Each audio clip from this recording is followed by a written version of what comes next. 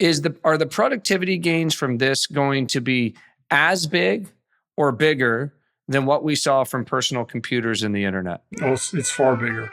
It's far bigger. Yeah, I feel 98% confident.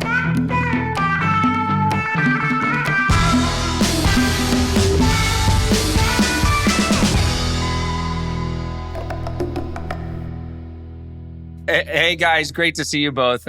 Bill, maybe, I don't know, you're up in Tahoe or something, and we're thrilled to have one of our great friends, Michael Dell, on to chop it up with us. Happy 4th of July, you guys. Most of you know Michael. He's built, obviously, one of the most iconic technology companies, starting in his dorm room, I don't know, 40 years ago, Michael? I think you just had your 40th anniversary. 41 years ago. 41 years ago. And now a major player in AI. You know, you spun off VMware, of course, and now you're a major owner of Broadcom. And Dell remains a $100 billion business. I think you own, like Larry Ellison, you own a lot of the business, maybe half of the business. And it's one of the largest builders of AI servers on the planet. And obviously, in addition to that, you and your incredible wife, Susan, have an amazing foundation. You do great work in Texas and around the country. I saw that you just contributed to the disaster relief. What a tragedy in Texas. And so kudos to you both for all the good work you do on so many issues, but particularly in the state of Texas. And then, of course, it was great to have you and Susan as partners on Invest America. I know we're going to talk about that today. And everybody should run out and read your book, Play Nice But Win. I'm anxious to ask you. I would recommend they listen to it because Michael took what I understand to be a very painful process for an author to read their entire book, but it's Michael's voice and the inflection and you get nuances I don't think you would get just with the writing. Well, thank you for saying that, Bill, and appreciate the kind introduction, guys. Look, I mean, I think if you're going to take the time to write a book, which is a major endeavor, if you really do it yourself and do it right. And I did have somebody helping me, by the way, so I'm not going to take full credit for it. I think you should take the additional time to record the audiobook because you can display emotion, intonation, and really tell the story in your own voice. And it's a powerful way to convey thoughts and emotions at the same time. And I love audiobooks. I love going outside and walking, hiking, and turning on a good audiobook is a great way to do it. Totally. Well, in the spirit of storytelling, Michael, do you remember when you first met Gurley?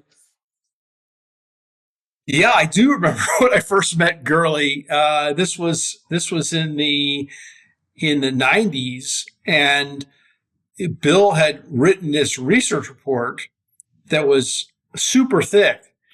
And I'm reading this report, and I'm like, how the bleep does this guy know more about our business than we do? It's like, what? We must be totally screwing up here.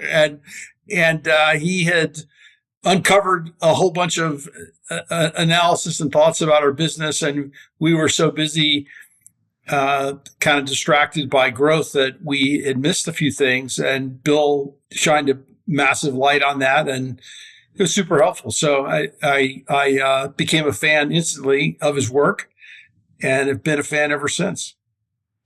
Brad, that was 32 years ago. Even though when I read the report, I was like, damn, we should have figured this out. This was 32 years ago. I was 28. Michael was 29 and running a public company. And I've always cherished the fact that Michael's a year older than me, so I always have time to catch up. Well, it's great to be here with the kids. Bill, tell us just a second about, because the 90s, I think, has some parallels to the period that we're living in now. So, Dell was growing incredibly fast, obviously building low-cost, high-quality computers. What inspired you to start covering Dell? And then, what led you to these insights? Did you just focus on that company? Was this a breakthrough piece of work for you?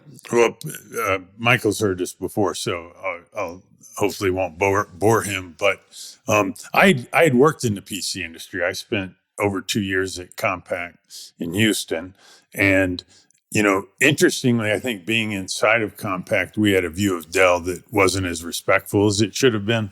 And once I got outside and was able to look at the numbers in a different way, I was able to see things more clearly. But the gentleman that made this all click in terms for me was Michael Mauboussin, who you know of.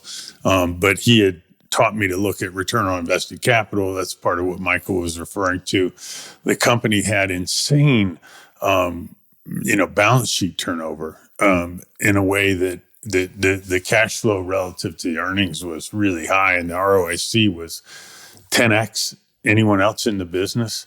And then for some reason, probably just youth, I went and did a strong buy on the initiation, which Michael made a bunch of his employees rich. I ended up making a bunch of the salespeople rich there at CSFB just as a result of riding on their coattails. But it was the quite 90s were fun. The 90s were fun. I mean, stock went up 130,000%. We had 7 stock splits. 4 What kids, was the value of the company when you went 90s. public? What was the total enterprise value or market cap when you went public, Michael? It was like $150 million or something like that. I mean, see, that's the beautiful thing. That's that is a Series A in venture capital. It went up 100x after this initiation, like in the public markets. Yeah. So, Bill, I just need you to recommend our stock one more time, and then we're good. There was an element that I think is super interesting, like that was also part of what Michael was referring to. But their inventory turns were so damn high compared to the rest of the industry. So they were building to individual customer order. They weren't building to inventory. They're building to demand, and because component prices fell so much, we calculated they got a 200 basis point gross margin advantage just by having the FIFO queue. Oh my goodness, that makes a ton of sense. Yeah, exactly. Just in time. This was a structural competitive advantage. By the way, it still is. But so the point is that the cost of the materials are always coming down, and if your competitor has, let's say, 90 days of inventory in a series of queues with distributors and dealers, and you have 6 days of inventory, which we actually had for about 7 years in a row, 6 days of inventory. Think about that. It's a structural competitive advantage because you have fresher inventory, you have fresher costs, and of course you don't have all that capital tied up, and so your return on capital is essentially infinite, especially when you're paying your suppliers on a period longer than your customers pay you. And so you have a negative cash conversion cycle, which we still have typically around negative 50 days cash conversion cycle. That's powerful. It's a beautiful thing. Yes, it is. Well, let's transition from 32 years ago to the present. Cash is king. Everything else is an opinion. No doubt. No doubt. So you two just had a big win with this Invest America program that was just announced as part of the big bill. And I know that, Brad, this was your baby and you spent a ton of time on it, but Michael came on board and helped out as well. So why don't you tell everyone the details? We've talked about it before, but tell them the details of what landed. Yeah, well, thanks. And I remember last 4th of July, we were talking about this bill and I was sitting right here, and honestly, I thought the chance of getting this passed into legislation was, maybe 10% at best. And we had some good fortune. As you know, the legislation was called the Invest America Act. It was a bipartisan standalone bill. And it ended up, like a lot of other pieces of legislation, getting subsumed by the reconciliation bill, right? So a lot of these things got packaged together in this one bill. And of course, it was signed into law on July 4th down at the White House. I've been at this 4 years. I tried to get it done under Biden, but the stars just aligned in this moment. And Michael was pretty early to get on board and support this, joined the CEO Council for Invest America, but played a critical role with the president to help get it into the reconciliation bill over the course of the last 60 days. But let's just talk about exactly what it means now that it's become law. So I think of this as a pretty significant evolution in the social contract. It creates private investment savings accounts, privately owned for every child at birth, seeded with $1,000 in the S&P 500. So parents, companies, philanthropists can add money. Anybody can add money to these accounts. You can't take the money out of the accounts, right? It just compounds in the S&P 500 until you're 18 years old. So we will spend the next year putting the program in place. It has to be launched under the terms of the legislation by July 4th, 2026, the 250th birthday of America. And basically, we got it expanded. So all kids under the age of 18, that's 65 million kids, are eligible. And I give a lot of credit to Senator Cruz, who fought to expand the pool of eligibility here. So what that means is that they can open up an account, but only children born after January 1, 2025 get the $1,000 from Treasury, right? The others will have an account that someone else could put money in on their behalf. And they can add money to. And there are a lot of advantages for their parents adding money, for companies adding money to it. So it makes a lot of sense. And for Michael and I think the key performance indicator here is if we're having this conversation a year from now, we want to have 50 or 60 million kids signed up. Now, of course, if your child is born after July 4th of 2026, then they're going to automatically get an account set up when they get their social security number, and they will automatically get the $1,000. But we have this one-time group, all kids under the age of 18. We're going to have a big campaign to get all those folks signed up over the course of the next year. And I guess for me, I was reflecting on this over the course of the last few days. And, at a time when you have an avowed socialist like Mamdani, winning the primary in New York, it seems like, the Invest America Act is really just the exact opposite, right?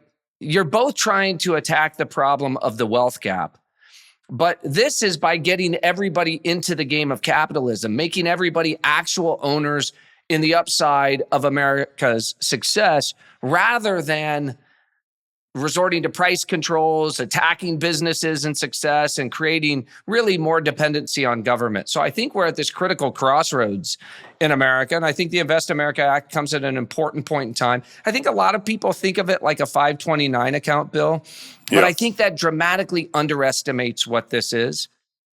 This is a lifetime investment account, so they can compound over the course of your life. If you start with $1,000 and you add $750 per year, at 18, that's worth $50,000.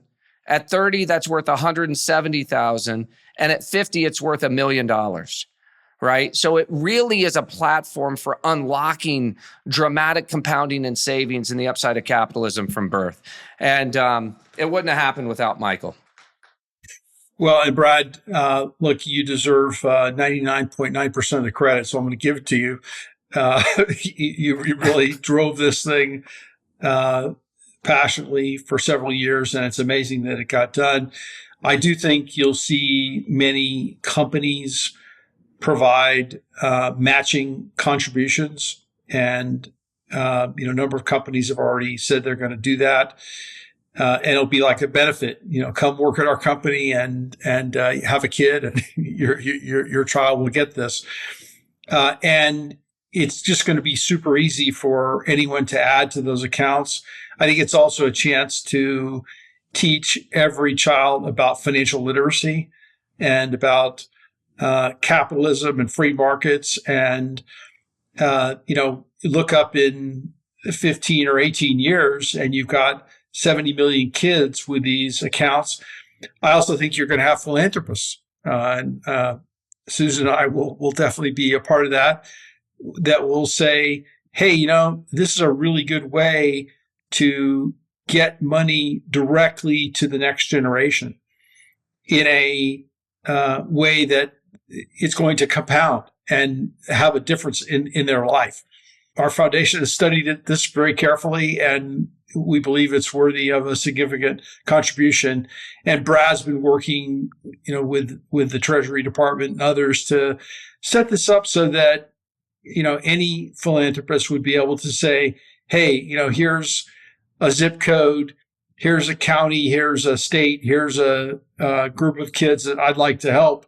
I don't know who they are exactly, but I want to help them, and I want to help their future. And I think you'll see a lot of philanthropists get very excited about this. I've had a discussion with a number of them, and this could be a major platform for philanthropy in our country. And just to put a sharper lens on that, Michael, they might back every kid in a state or everyone in the nation on a year, or adopt a state, adopt a series of zip codes. I think, again, it'll be a platform for philanthropy.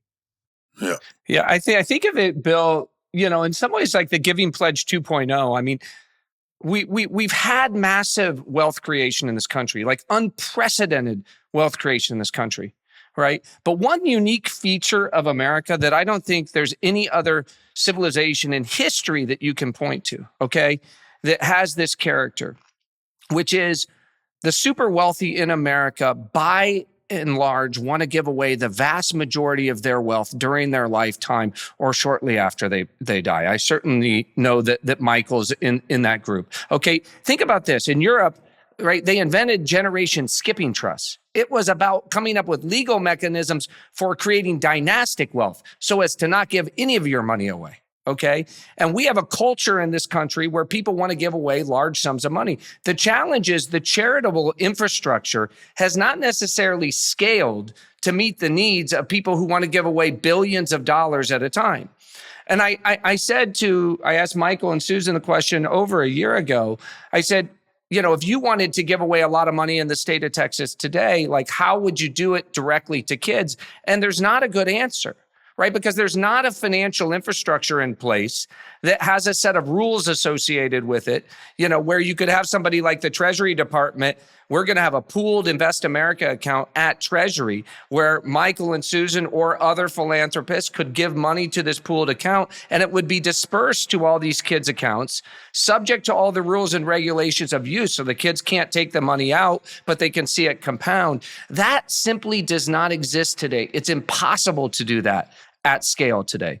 And at the long end of the curve, if you think about, my family as an example, we do a lot with the East Palo Alto School District, some of these low income school districts in the state of California, where I can just adopt that school and say, for every kid in that school, I'm going to give $1,000 a year to. So this unlocks, I think, massive creativity, Michael, around philanthropy. And that's what I mean.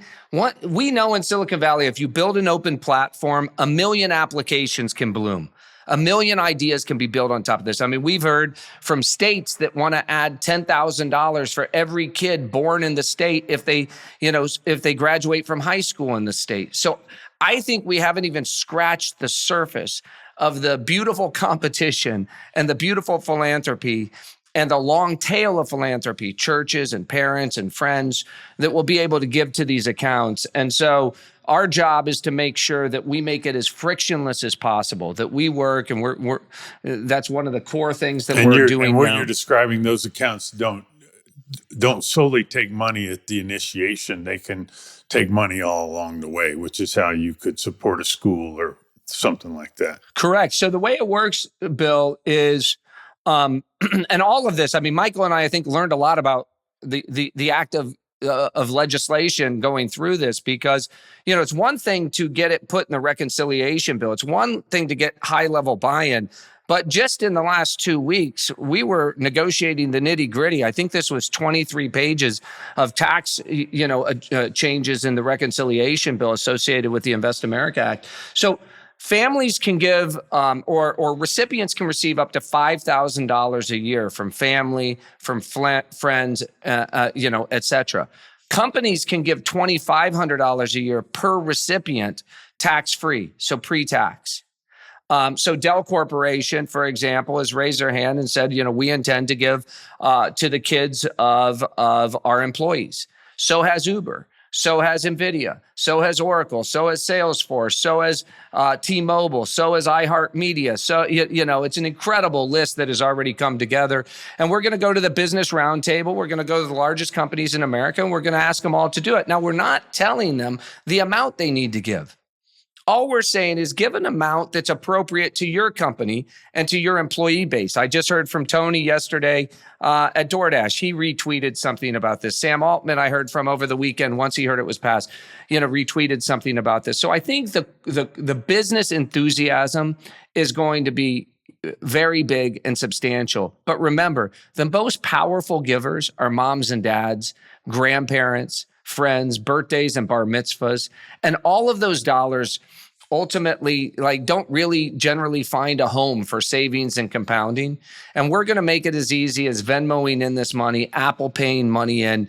And, one of the studies that we did that was really profound in partnership with the Milken Institute, they found a whole host of things. One was that low-income cohorts tend to save at about the same rate as higher income cohorts if they have an account. The problem is that nobody in a low income cohort has a savings account or investment account. So I think you're going to see, a lot of contributions by all sorts of folks once we set this up. We also learned that once we do this, kids are more likely to graduate from high school and college, more likely to start a business, more likely to buy a home, less likely to be incarcerated. So I think the societal ROI of this will be really large over time. And it sounds like you're going to try and find a way where if someone wanted to donate, Michael mentioned zip codes, but some other way that if people wanted to just target the low income, most needy, that there'll be a way to do that. Is that right? This was a really important issue to Michael and to myself. And I'll just, give you a bit of a window into the weeds. We tried to get household income as one of the targeting mechanisms, and we weren't able to get bipartisan agreement on that. But we were able to get a proxy for that, which is you can target by zip codes. So you can target down to groups of 5,000 or more by zip code. And we think through that geo-targeting. So for example, Michael could target the Rio Grande Valley. I could target, East Oakland. So there are zip codes that you could target that I think certainly include a predominance of lower income households. That's fantastic. Hey, Bill, I know you've been involved in financial literacy and education for a long time. Tell us about the organization you're partnering with and, perhaps as a potential partnership for Invest America. Yeah, my wife and I have been giving to an organization called Next Gen Personal Finance. There's a gentleman there named Tim Ranzetta who has just been pushing for financial literacy in high schools. So we can add a link in here. But from 2021 to 2025, in only a 4-year window, we've gone from 11 states to 29 states. And Texas just passed this very recently, a few weeks ago. And so the idea, which sounds obvious, it's actually quite shocking that it's not true, is just to add a semester of financial literacy to the high school curriculum. We send kids out to get jobs, and we haven't taught them, how credit cards might take advantage of them and how to build a monthly budget and how to use a checkbook and, how to plan. And so I think, these two things complement each other quite a bit, but that's another movement that it's nice to see gaining momentum simultaneously with this one. Yeah, it's I talked to Tim. Texas just became, like you said, 29th state, I think, to require a semester of financial literacy education. And some people said, the Treasury Department, Invest America, they're not going to own the financial literacy. What again, I think when you create a platform of ownership, Now it makes all of these financial literacy programs and organizations across the country just way more effective, right? Because when you're talking to a kid who actually, you say, open up your Invest America account on your phone. Let's talk about how you got $12,000, $14,000 into that account. Let's look at how it's compounded. Let's talk about what it means to own the companies that are listed there, what it means to be a shareholder. I think you just have a much more engaged student, right? Because today, 95% of those students don't own anything. And they look at their parents, and their parents don't really own things. And so it's a lot harder to get motivated to learn about something when you don't think you're going to have the prospect of ownership. There are so many great organizations like Tim's out there. And I look forward to seeing how they take this platform and run with it to turbocharge their own efforts. Brad, I know you wanted to mention the budget deficit and the funding for this program and put it in a little bit of perspective, just with all the talk and concern about how big the budget deficit is. Yeah, I mean, listen, we've had a huge debate among our friend group about this, and some of my friends were even critical that this is part of the problem, if you will. So to break this down. The max cost of this is $3.7 billion a year. We have 3.7 million kids born every year. If you give them each $1,000, that's $3.7 billion. So just to, kind of put that in context, $3.7 billion is about what we give to Afghanistan and Nigeria in the terms of foreign aid every year. So I think one of the things as a country we just have to ask is about priorities. Is it more important to give every kid in America a private investment account, a little seed from birth, and get them on the right track, or to give $3.5 billion to Afghanistan and Nigeria? And I think those are the type of choices we're going to be forced to make. And I'm not saying that the dollars going to Afghanistan, Nigeria are wasted, but we make these decisions every single day in our budget. And so for me, this is, that's one angle. The second angle is, just as a percentage of our national revenue, this is 1/100th of 1% of our national revenue. So it's pretty inconsequential in terms of the overall budget. But the final point on it is, as you've heard me argue, according to the studies that were done on this will actually be revenue contributing 20 to 30 years out, because the taxes you have to pay when you exit the accounts on the capital gains will be more than what the government is contributing on an annual basis into the accounts. And so among the things we should be worried about when it comes to the budget, I don't think this is one of them. However, I would say unquestionably that I remain as concerned about the budget deficit as ever. And, I've been a supporter of a balanced budget amendment for a long time. I happen to think that this is something that is aligned with that, not at odds with that. Making every kid a capitalist from birth is going to better align us with the policies that allow the country to continue to grow. And I think growth is a critical element to making sure that we get our deficit to GDP back in a manageable place. Michael, I know you care a lot about that issue. Any other thoughts on that particular point? Yeah, I mean, government's obviously been spending too much, and there's been some renewed attention and focus on that. That's a good thing. It gets priced into the currency, right? And we see it in all the effects. Whether it's inflation or the value of the currency, and you can't really escape that. And I think the spending has to come under control. Now, maybe we get this incredible productivity lift.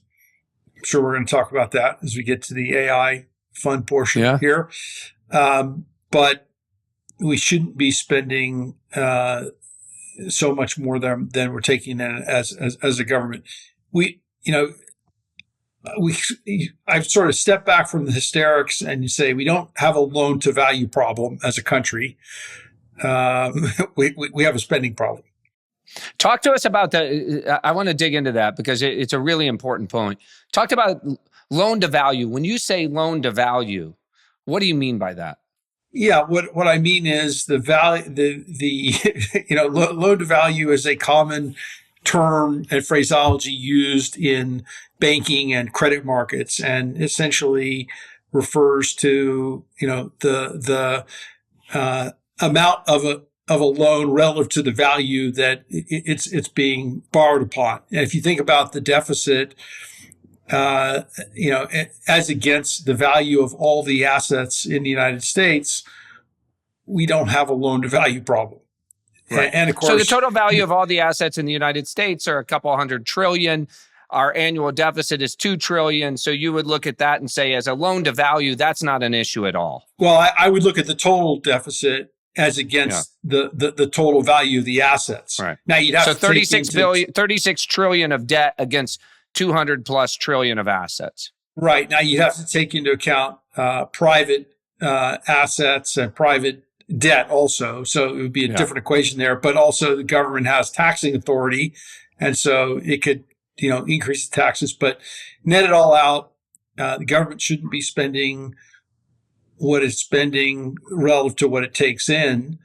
And there's many ways to address that, but we should be worried about where the deficit is and the rate of increase. Let me ask you a question about that. Well, first, maybe to level set. So the argument out of the White House is that the reconciliation bill cuts the deficit. So the deficit was about 1.9 trillion. Their argument is that it cuts the deficit by about 150 billion a year. So 1.5 trillion over 10. Okay. And then they also argue you get another $250 billion in tariff revenue, incremental from the start of the year. Right? We saw that in the run rate revenue in the month of May. So you add those two things together, now you're at 400 billion. So if you're at 1.9 trillion deficit, now you're down to about $1.5 trillion deficit.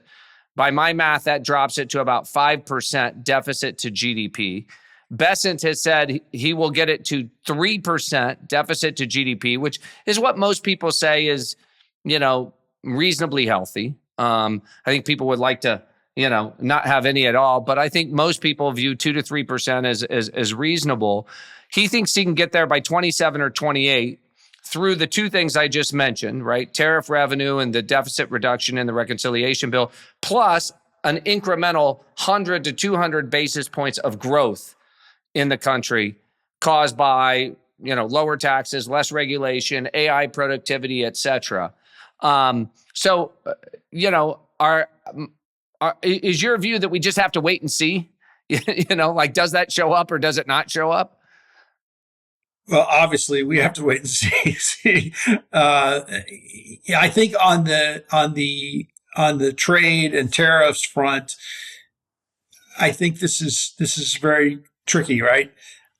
We have products flowing back and forth, and we have services flowing back and forth, and if you think about, the market cap of the U.S. companies versus the rest of the world, hey guys, U.S. is doing really well relative to the rest of the world in market cap. And the reason is that we have a substantial lead in the most valuable industries in the world. Correct. And so the issue there is that if you think about the trade in products, you also have to think about the trade in services, and how that's going to be dealt with in a negotiation. I don't know how they'll all get sorted out, but I don't think it's a simple one line item fix. Right. No, I think it's, it's all relevant right now. Elon's talking about forming a third party, the American Party, really in response what appears to be frustration over Doge and the budget deficit and the concerns by folks like Ray Dalio about, a debt spiral in the United States. You got guys like Scott Bessent saying, Elon, you catch rockets, leave the finances to me. Bessent seems very confident that he's going to get this back down to 2 to 3% deficit to GDP. I actually like the suggestion, Bill, by DeSantis, rather than forming a third party, which seems to me just chaotic and a lot of overhead and has not historically been that successful. I would love to see Elon, like if this is his main issue, if it's the budget deficit and debt, which I would love to see him take on, right? He could do a series of things. Number one, he could really sponsor a balanced budget amendment to the Constitution of the United States under Article 5. If he put $10 billion against that effort, it would be the single largest constitutional effort in the history of the country. I think there's broad bipartisan support for a balanced budget amendment. We have 32 states that have supported this in the past. I think you only need 34 to get it a constitutional convention called, 38 states to get it ratified. It hasn't happened. The founders made it hard to amend the Constitution for a reason, but I actually think if he put those type of dollars and that type of focus behind it, we could get it done. And then on top of that, he could target both Democrats and Republicans in primaries around this issue. And to me, it just seems like that targeted approach, that very focused approach to balancing the budget would have all sorts of positive impacts. Number one, it keeps the country focused on this issue. It keeps this administration focused on this issue. And, I think you have an outside chance of getting a constitutional amendment. And you certainly are going to have a lot of Republicans and Democrats who will run on that issue if they think they'll get, Elon's support. So I'm not sure how this will all evolve, whether there's going to be a third political party or not. But I would love to see this issue get dealt with. I remember Ross Perot tackling it, 1992, 1991. Michael, I know you knew Ross, and yep. To me that type of attention is the type of attention that we're going to need.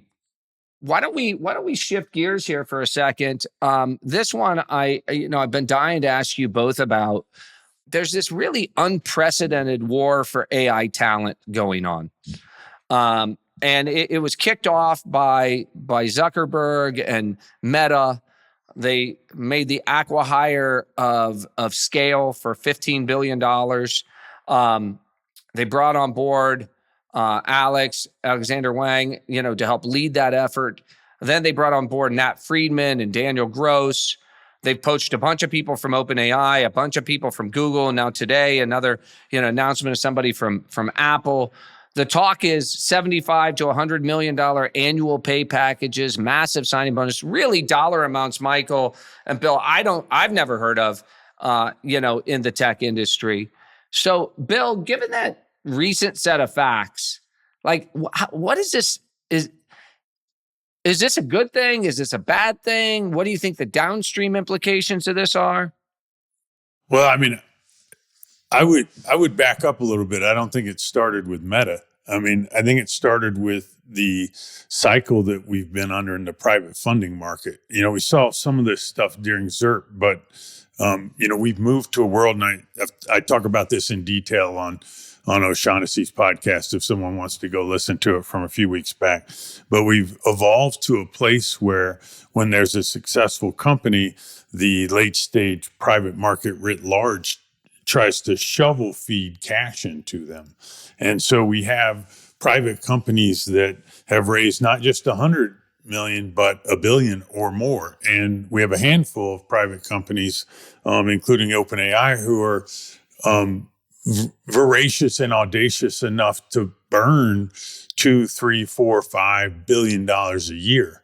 And so you start doing that and you create a situation where private companies, and we saw this a lot during ZERP, but private companies have an odd advantage against public companies in that their investors are more willing to let them lose a lot of money than the public investors may be willing to.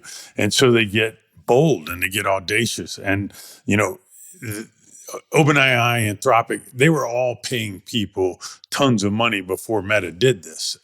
They were paying them $10 million a year, maybe a smaller than what you were talking about, but they were doing it. And they were providing liquidity earlier, like 2 years in instead of waiting for 4. And liquidity is a private company and all of these things, which in some cases may have let these people leave because they didn't have any lock-in. So that part may have backfired. But in Zuck, you have someone who's had his back against the wall a couple times and gotten bold and changed what he was doing and succeeded again. And so he has conviction that he's willing to take a big bet. I think he's very willing to look at cost as a percentage of his market cap and to view risk as spending against a percentage of his market cap. Not everyone's capable of doing that. I think it may be the right math, actually, in terms of, how big a bet he wants to make. But yeah, what he has done here in the past 3 weeks is an experiment that's never been tried before.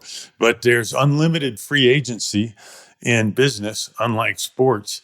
And he just went and bought the, 27 Yankees, of AI. Yeah, I mean, and I think your point is a great one. And listen, we're shareholders in Meta. We're shareholders in OpenAI. I wouldn't be a shareholder in Meta if I didn't think, in fact, I remember back in 22 when, when we took our big position there and people said to me, oh, what are you doing? This is a founder controlled company. He's never going to become more efficient. He's never going to do these things. I said, the whole reason I want to be all in on this company is it's founder controlled.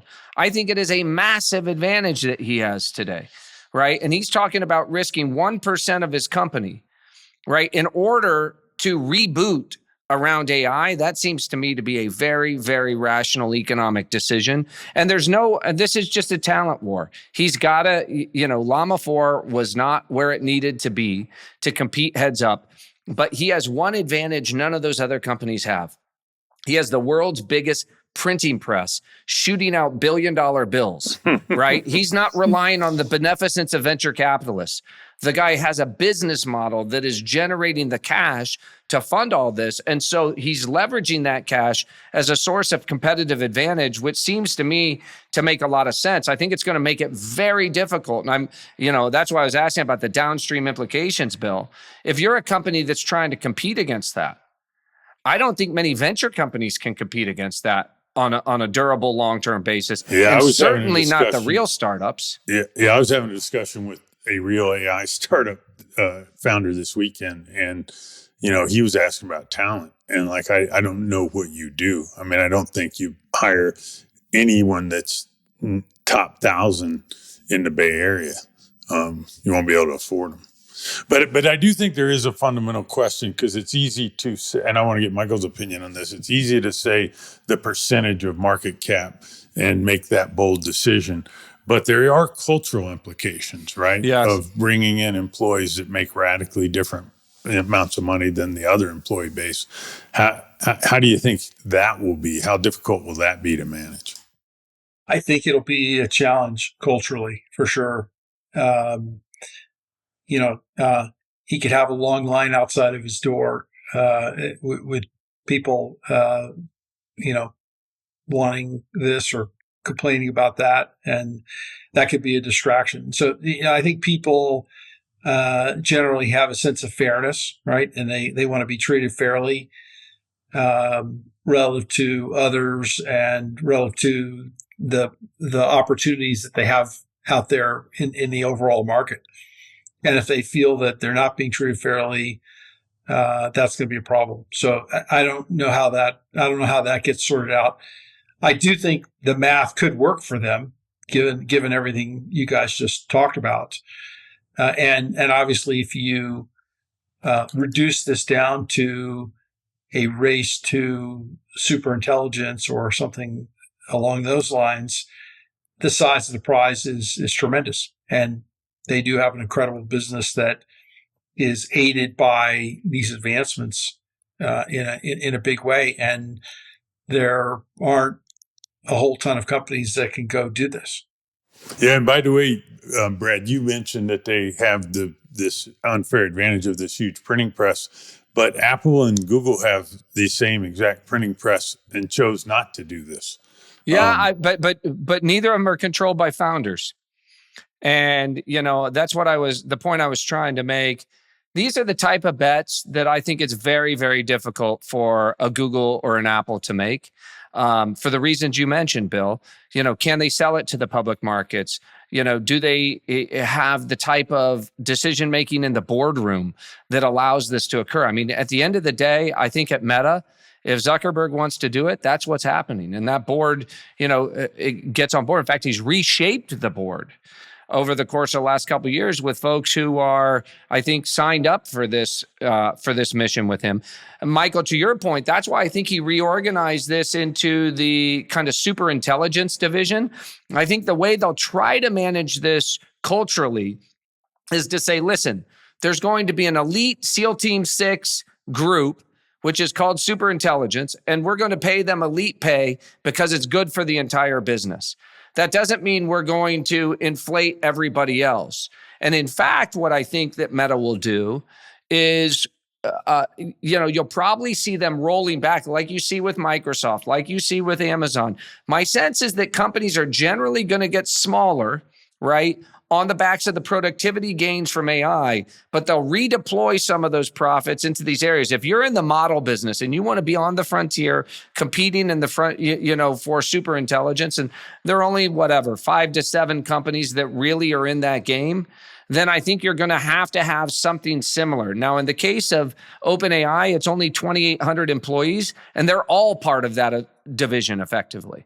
But you have to really get scale quickly, because if you're not bringing in 10, 20, 30, $40 billion of annual revenue, I don't think you can stay in this game. And so the question is whether or not Anthropic and X and OpenAI have a sufficient escape velocity, right, that they can take on this frontal assault by Meta and still compete. My sense is OpenAI does. My sense is both of those companies do, but it's not a long list that can compete with it. And by the way, the Nat Friedman edition was particularly interesting, just with his GitHub background. We had talked in the past that Meta had made a couple of hires on the enterprise side, and we'd heard rumors of, certain payments when they pass through the cap on the open models. But you have to wonder with Nat coming on board if there are more aspirations on the enterprise side. Yeah, it's a great point. It certainly want to create some optionality there. Hey, Michael, question for you. On this related topic of productivity gains from leveraging AI and kind of what you're seeing at Dell. We've talked on this podcast what we call the golden age of margin expansion. This idea that you're seeing AI is certainly reaccelerated your top line in a pretty dramatic way, but it's doing that at a lot of companies. At the same time, you're able to do more with less. Is that overstated, or do you think that we're in this phase over the next 3, 4, 5 years where generally as an economy, and certainly within a lot of companies, that they're going to be able to, have their top lines grow faster than their operating costs because of AI? It's absolutely real, Brad, and we are doing it. We know of other companies that are doing it, and I think maybe only 10% of companies, large companies, have figured this out, and the other 90% are sort of a bit confused at this point. But if I step back and look at this, 10% productivity improvements, pretty easy. 20%. Reasonably common. Sightings of 30% or 40%. Those are massive numbers. If you sort of step back and you think about this, you got a $114 trillion global economy, right, in 2025, and services economy is 2/3 of that. If we believe that a 10% improvement is possible in productivity, if you just keep it simple and you say 10% improvement, that's worth $10 trillion, right? And so the amount of investment that is occurring today in AI could be quite a bit less than is really justified. I mean, if we believe in a 10 to 20% improvement, and I don't say that lightly because that's like an enormous thing if it were to occur. But let's just stick with this for a second. If we had a 10 to 20% improvement, the investment in AI should be more on the order of $2 to $4 trillion per year. Yeah, and that's not where we are. Right. It's a lot less than that. So, I don't want to get too ahead of myself here, but I do think there is a big change that is occurring, and we're just at the beginning of it. And it's going to affect every part of our world. Well, and you have particular standing here, Michael, right? You saw the productivity gain that came from a computer on every desktop. You saw the productivity that was gain. The 90s. We were talking about that exactly. The 90s. That was fun. You saw the productivity gain from the internet. And now you're 2 years into observing this. Are the productivity gains from this going to be as big or bigger than what we saw from personal computers and the internet? Oh, it's far bigger. It's far bigger. Yeah, I feel 98% confident that it's far bigger than the PC. What about the internet? What about the internet? Yeah, I mean, so of course all these build on each other, right? Yes. It's compounding, but this is bigger because it is essentially all knowledge work, and I think it's an expansion of the pie, right? It's really easy to figure out what will be more efficient and how you can reduce costs. But if you go back 20 years ago, it was very hard to see where the new jobs would be. I think we're in a similar situation here as well. I do think it will be expansionary for the overall economy and for prosperity and for well-being and human potential broadly across all domains, whether it's in education, health, societal outcomes, etc. But yeah, this feels bigger. I remember in 2001, 2002, Michael, some companies that were early to, for example, Google, they figured out how to gain, like I think of Booking.com, right? They figured out how to arbitrage the internet and Google to build this giant business, right? And so I would say like they figured out productivity gains before the next person, and that was hugely advantageous. And when you say that only 10% of companies are leveraging this today, it kind of sounds like the same thing. Like the early companies are really there, but there's a huge amount yet to come. Well, I think about the big companies in the world. I'm talking like, 10 billion plus revenue companies, 50 billion, 100 billion plus revenue companies. These companies have an incumbency of sorts, right? They have data, they have customers, they have brands, they have IP, et cetera. But if they don't move quickly to reimagine their businesses, given all this technology, they will be destroyed by new companies that come in with a totally clean slate. And, you can already see signs of that happening. So I think this is all going to play out, in the next 3 to 5 years. And it will become sort of an urgent priority for companies to reimagine themselves. And what we've done at Dell is our team knows this because we talk about it all the time internally. I think it was almost 2 years ago, I stood up in front of a group of our leaders and I said that 5 years from then, that would be 3 years from now, we're going to have a new competitor, and that new competitor is going to be in every business that we're in, except they're going to be faster and more efficient and more capable, and they're going to put us out of business. And the only way we're going to prevent that is we're going to become that company. And this is how we're going to do it. And I sort of laid out our best guess as to how to do that, 2 years ago. We're pretty far, into that path and well on our way, and it's working. But it's not an easy thing to do, right? This is sort of gut-wrenching stuff to reinvent, reimagine. We've had to do it many times. If you don't do it, you just go out of business. So, and that's no fun. So we're not doing that. And not everybody wants to do it, right? It's true. It's hard. Yeah. I was wondering if you could expand on that a little bit. So your server division is your fastest growing division. We've talked about on this podcast some of the big wins you've had. as part of large AI clusters. How did you get Dell in a position to be part of that next wave, and what's the key value add from your products in those large deployments? Yeah, so last year our server networking business grew 58% year over year. In the first quarter, we received $12.1 billion in AI orders. Wow. And by the way, our shipments for all of last year in AI servers were about $10 billion. So we had and 12.1 billion. And 2 years ago were $2 billion. Yeah, it was not very much 2 years ago.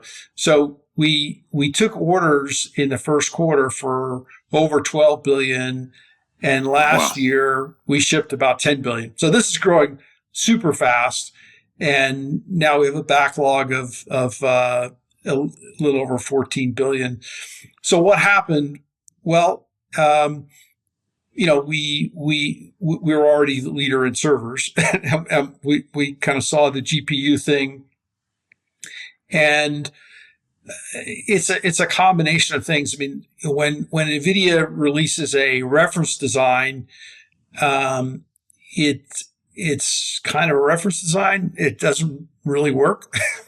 We love NVIDIA, but somebody's got to make all this stuff, and so we tons of engineering, and obviously there's a logistics, the supply chain, building these 100,000 plus GPU clusters and making them work reliably is super complex. So it's a combination of engineering, operations. We often will help with the financing of these with our Dell Financial Services, and the scale of these things is enormous. I mean, right? We talked about this at Dell Tech World. I mean, right now we're deploying these systems that will produce, deliver more than 50 trillion tokens per month. And if you put that in the context of Google statements or Microsoft statements, I mean, this is massive scale systems. And I don't think there are a ton of companies that are able to do this and have them work reliably. And Jensen has said, you guys have distinguished yourself against your competitors, other ODMs like Foxconn or Quanta, et cetera. You've been first to market. You're launching the GB300s right now. You're partnering with NVIDIA. Yeah, we delivered the first GB300s a couple of days ago to CoreWeave. We announced that. We actually have delivered another GB300 system to another customer. I don't think we've disclosed who that is yet, but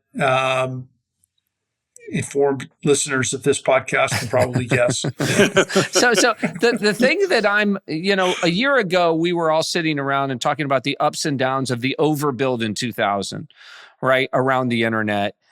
And, and yet when I look at the trajectory that we're on, right, I saw Mike Intrator on, CNBC today, and he said, listen, we're still underestimating the amount of demand that's out there in the world. And when he says it, or when you say it, or when Jensen says it, in some ways, people would argue it's self-serving. Of course, you guys are going to say that. That's your business. You're going to tell everybody your business is great. But you're known as a very sober guy who tells it like it is. And what I want you to do is reflect a little bit on the comparison between this and the period in early 2000 when we did get overbuilt, right? And, as the saying goes, every shortage ends up in a glut. Why are we not near that point yet today in this market? Well, I mean, you guys as students of the market can go back and, sort of review what the multiples were on earnings and cash flow, around that time. We're nowhere near that for the most part. Right. But if we go back to the underlying activity here, it's all about the tokens, right? And as we go from basic queries to test time compute to deep reasoning to agents and multi-agent systems. The number of tokens just explodes. And what are we talking about in tokens? When we're talking about tokens, we're talking about knowledge, right? And, exactly. I don't know about you, but I'm using these tools like 50 times a day as my thought partner to solve problems and, quelch my curiosity. And, my usage is skyrocketing. And, often multiple models, and it's going out there and querying all these websites, doing calculations for me and helping me solve problems, faster than I ever could in the past. And, this, I think it's just at the beginning, right? And, the substrate for all of this, of course, is compute and data, right? So we love that at Dell Technologies because that's what we do. And so there's just a ton of growth here. I think it will also be highly distributed. I think it will be, it'll occur in devices. It'll occur in the edge. It'll occur, in all sorts of places. And it does feel like we're still a lot closer to the beginning here. What can you share about on-prem AI deployments, Michael? Are you seeing anything interesting there? Yeah. So we in the last year, delivered a little over 3,000 of these Dell AI factories.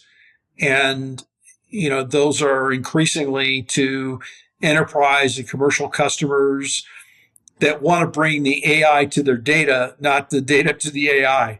Yeah. And, there's just a ton of data that is still on-prem and being generated on-prem. And it turns out, these large models are fantastic, but you don't always need the largest model to solve every problem. A lot of the corporate use cases are perfectly done with smaller models and open source models. And so you see this enormous proliferation and hugging face of models of all shapes and sizes, tons of cascading innovations. And so I think this is going to be highly distributed. And we're definitely seeing growth in on-prem, and colos are also a big deal, because many customers don't want to have the data center themselves. And so they'll put it in a co-location facility. And we've also adopted the consumption type model, so you can pay on a, usage type basis. What is your, when you look at just kind of the relative distribution between, kind of the custom ASICs world, what you see happening across, folks like AMD and NVIDIA, there's obviously a lot of chatter. You have an interesting perspective, both as a consumer of these products, also as a builder and distributor of the products. Are there any, pending big changes, or as you look ahead over the course of the next year or two, that's probably as far ahead as you can see, does it look like the relative landscape is stable, or are there big breakthroughs coming that may unseat somebody like NVIDIA? NVIDIA is in a great spot. I mean, to your question, I think for the larger model companies and hyperscalers, certainly custom ASICs are gaining a lot of share. And when you have control over the workload and you can, take the time to optimize your workload, that's certainly going to be a part of what occurs in the infrastructure. But it's not a large number of customers. You were talking about the number of companies developing models. It's sort of that number of customers, but they're large, right? As you've seen with Google and Meta and others who are deploying the ASICs. Maybe just to be respectful of time, Bill, I could talk to Michael for hours about this particular subject, but maybe one of the people I talk to when the market's going wild is Michael. We certainly saw that earlier this year. It's pretty incredible to see the snapback that we've seen out of the NASDAQ, the S&P. I think the NASDAQ is now up 32% off of its bottom 2 months ago. Just as a data point, I think Dell got as low as, I don't know, $75, $72. It's back at $120. Now, that is an incredible bounce off the bottom, but it's still basically up, I don't know, 5 or 10% on the year. It's not like it's in this astronomical range when you look at kind of year to date or over the course of the last 12 months. And so when I look at the markets, and I want to get both, your read on this as well, Michael. Here we are. We have the NASDAQ and the Qs and the S&P at an all-time highs. Bitcoin's near an all-time high. The VIX is back to 15 or 16, basically where it was in February, despite, all of the things around tariffs. The 10-year, everybody talks about this, the great debt spiral that we have in the country, but the 10-year has been between 3.7 and 4.7 for the last 2 years. It's at 4.2, kind of smack dab in the middle, if not at the lower end of that range. And then you see companies like TSM and NVIDIA and Microsoft, Oracle, Booking.com, Uber, Dash, they're at all-time highs. But notwithstanding the fact that they're at all-time highs, you have Tesla down over 20% on the year, Apple down 15% on the year, Google's down on the year, Amazon's basically flat on the year. So you have a lot of dispersion in the market. When you look at the market, does it feel to you, again, like we're in this bubble territory? Does it feel as a company that is kind of accurately reflecting? Set aside your stock. I don't want you to comment on your stock. I'm just talking about the market writ large. Are the U.S. markets higher in 3 to 5 years, or are they not? Given where we sit today, I would bet they're higher. I would bet that more and more companies figure out how to, grow their businesses. I talked earlier about the productivity and efficiency. I think the ultimate benefit is going to come from the speed at which companies transform and the growth that they're able to create. That's certainly how we see it in our business. And I think a lot of these companies will be able to compound their earnings on a double-digit basis, and the market largely, overall indices will become more valuable. Yeah, it's I do think that this moment in time, we're seeing a lot of dispersion. I mentioned it, right? Some companies being down this year, some companies up a lot.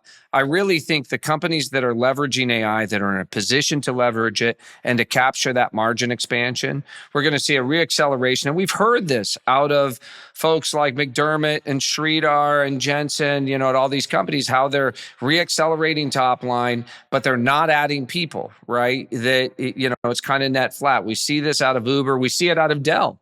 When the market dipped down, our share buyback program went into high gear, Right. And we bought back 22 million shares. So, stock that was worked down out well for you. As I look at this flight path, we just landed, the reconciliation bill. So there was a lot of uncertainty in the world to start the year. One was what was going to happen. Was this reconciliation bill going to pass? Now it's passed. So we have tax predictability, right? You have an extension of the existing tax regime.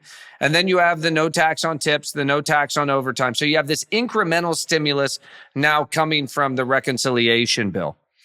On top of that, tariffs, while still up in the air, the market kind of has digested the tariff stuff, right? And absent some big blow up between us and China, if we follow the Besson Accords that they reached in Switzerland, and then reiterated in London, it seems like the big pieces of the tariff puzzle are falling in place. And then on the rate front, the market is estimating that the next move is down. Whether we're going to have 1 or 2 rate cuts, at the end of the year, is the question. Some people, the Fed is saying we're on hold. We're going to wait and see whether or not inflation reaccelerates this summer due to tariffs. So that's what everybody's eyes are on over the course of the next 6 to 8 weeks. Does core PCE tick up, due to those tariffs? I'm taking the under on that, but we're going to have to wait and see. And then on fundamentals, I think what we're hearing from companies, and this is where the rubber meets the road. Earnings, I think we had 85% of companies beat in the S&P 500 in the quarter. And if you just go through and look at keywords, it was accelerating, it was AI, it was reinventing our business. There is a real growth, feeling in the market and among these companies. And so from our perspective, and we try to give people an indication of where we are, I mean, I was as negative, as you well know, Michael, early in the year. I was as negative as I've been in 10 years, because I thought if we were going down the path of Navarro and $2 trillion of tariffs, that it was all, all bets were off. That was a scary path, and we talked about how if they went down that path, I thought they would reverse course because it wouldn't work. And I think this is a very iterative team that will experiment, lay some stuff out there. Not all of it's going to work. There'll be some bad ideas, and then they'll reverse course. Yeah, I hope we don't. We didn't do that. I hope we don't snatch defeat from the jaws of victory here with policy, though. I think going back into the tariff game, some type of bold confrontation with China, and our AI policy. I mean, one thing we didn't talk about in this past week, the AI moratorium got removed from the bill, and we're going to have 70 state laws in the United States, which is not great for AI startups. So anyway, I hope bad policy doesn't upset what would be an otherwise very potent landscape based on AI. Yeah, fully agree. I think it's one thing that the three of us are in violent agreement on. One of the things that's moved this country forward for the last 3 decades is we've led globally in technology. And we've led globally in technology because we've allowed our best technologies to move freely around the world and to compete and to win. This is the first time since I've been in this business that we're talking about export controls and AI diffusion laws that are restricting the ability of our technology to go compete and win.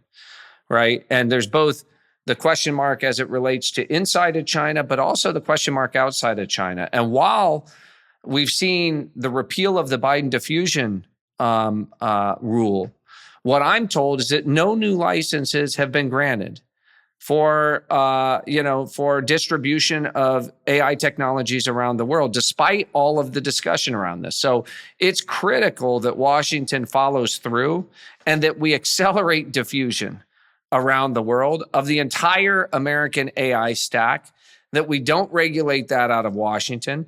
And then I think there are some legitimate regulations that you can have as it pertains to China. But even there, I would much rather let our deprecated chips out of NVIDIA go compete against Huawei in China, keep the developer mind share in China, because it's going to make it easier for us to win globally and elsewhere around the world. And I think it's important that Michael, myself, everybody else, Bill, those voices are being heard. We're not out of the woods on this by a long shot. By the way, you reminded me of one other thing I'd just like to harp on, which is the skilled immigration piece. So someone highlighted to me that they made like the huge wanted poster of all the people that Meta has borrowed from other companies. Like 60 or 70% of them were of Chinese origin. And as I understand it right now, there are PhD students or candidates in China that can't get visas and get in to the United States right now. And we go back to what Trump said on All In, that he wanted to staple a visa to every diploma. I'd really like to get, not that we're in charge, but I'd love to get that conversation going again. It would be very powerful for the country to increase skilled immigration. And it feels like we might be decreasing it. Yeah, absolutely agree. And to your point, Brad, I mean, if we don't aggressively work to, sell our technologies around the world, other countries are going to do that. And, reminded of a story a long time ago, the Defense Department had this thing called MTOPS, and it was a Bill might remember this, but it was like a restriction on how fast a computer was that, you had to get approval from the government and to sell it. And I was in this group of technology CEOs, and we went to the Pentagon to talk to the generals, and before we went to Toys R Us store, and we bought a PlayStation. and we took it out of the box, and we brought it to the Pentagon, this big room, and we, set the PlayStation down on there, and we said, this exceeds the MTOP restriction. Right. But unfortunately, it's made by a Japanese company. And so, it doesn't fall under the rules. So anybody can buy it. It's also $399, right? So, you guys think you're going to control the access to this thing, or little things that, move easily. You're kind of fooling yourselves. Yeah. And so we have to come up with more intelligent ways to restrict access to the most advanced technologies. And oftentimes you just get all kinds of unintended consequences with these rules that are created, and it doesn't create the outcome that the government was originally looking for. Well, I think that's a good way to wrap. Michael, it's awesome having you here. I wanted to say, Michael and myself, Darakash Rashahi, David Solomon from Goldman, Renee Haas from ARM, Bill McDermott from ServiceNow, and a group of us were at the White House a few weeks ago to testify on the Invest America Act. And Michael kicked it off. And if you haven't seen the video of it, we'll include it here. You should watch it. But he reminded everybody, captivated the entire room. We view this initiative as a powerful platform for philanthropic innovation aimed at helping children thrive wherever they come from, particularly those families who have been historically left behind. Mr. President, you articulated it perfectly. These Invest America accounts will give every new American child a genuine opportunity to participate in history's greatest engine of economic growth, the American economy. The funds in these accounts invested in American enterprise and innovation will grow over time into substantial nest eggs, providing support for education, home ownership, and starting families. The ability of families, friends, benefactors, and employers to match the government's generosity amplifies the life-changing potential of this initiative. Thank you, Mr. President, for your visionary leadership on this critical issue. These Invest America accounts will profoundly impact countless young Americans, ensuring they truly benefit from what Abraham Lincoln described as the right of every American, the right to rise. As I sit here on the 4th of July weekend, I'm super grateful to you, Michael. You did a huge service to the country by helping us get the Invest America Act passed.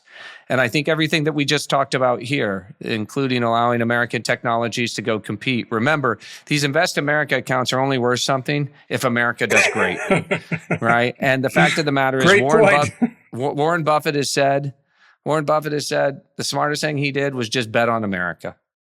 He bet on America. And I'm betting that the next 50 years, next 100 years are going to be an American century again. But we can't get in the way of the innovation and the entrepreneurship, and the creative destruction, frankly, that has allowed America to be so great. And finding that balance between government and Silicon Valley has always been challenging, as you just related, Michael, with MTOPs. But, we have to show up. We have to have a voice. We have to, continue to push in that direction. I think if we're allowed to compete, our best days lie ahead. If we get in the way, Bill, like you talk about, then I think we can upend our advantage. Thanks for joining us, though, on short notice, Michael. Thank it's great you, guys. to see you. Appreciate it. Great to see you. Bye-bye. We'll talk soon. Take care.